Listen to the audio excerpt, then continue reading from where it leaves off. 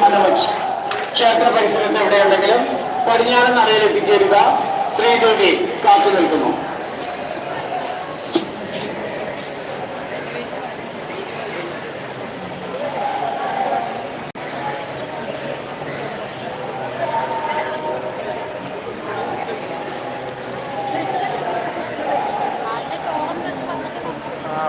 ആവാടോ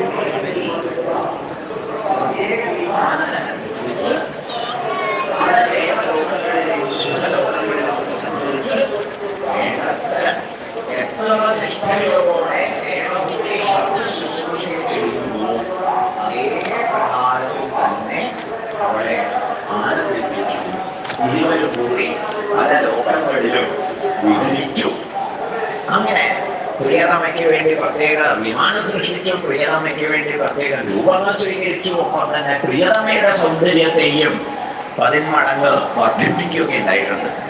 അതൊക്കെ ഭാഗവതത്തിൽ വളരെ വർണ്ണിച്ചിരിക്കുന്നു.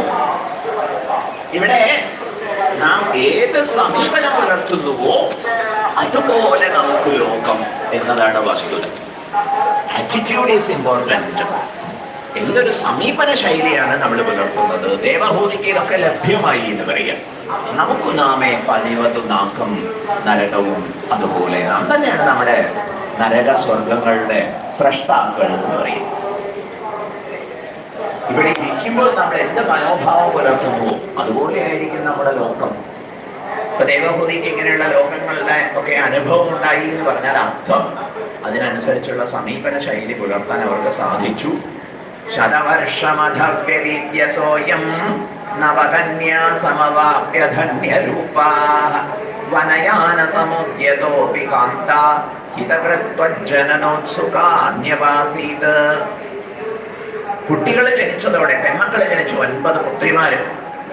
9 പുത്രിമാര് ജനിച്ചതോടെ വളരെ ആഴത്തിലൊരു ആകർഷണീയത അനുഭവപ്പെട്ടു കർദമ പ്രജാപതിക്ക്. എന്തിനുള്ള ആകർഷണമാണ്? വനത്തിലേക്ക് പോകണം. വനയാന സമുദ്യത, വനയാനത്തിന് വനത്തിലേക്ക് പോകാൻ ഉദ്യമിച്ചവനായിട്ടാണെങ്കിലും പക്ഷേ കാന്താഹിതകൃത്, നന്മ ചെയ്യണം, ദേവഹൂതിക്ക് നന്മ ചെയ്യണമെന്ന ആഗ്രഹത്തിൽ വർദ്ധിച്ചു. എന്തൊക്കെ നന്മ ചെയ്തു? പെൺമക്കളുടെ വിവാഹമൊക്കെ നിർവഹിച്ചു.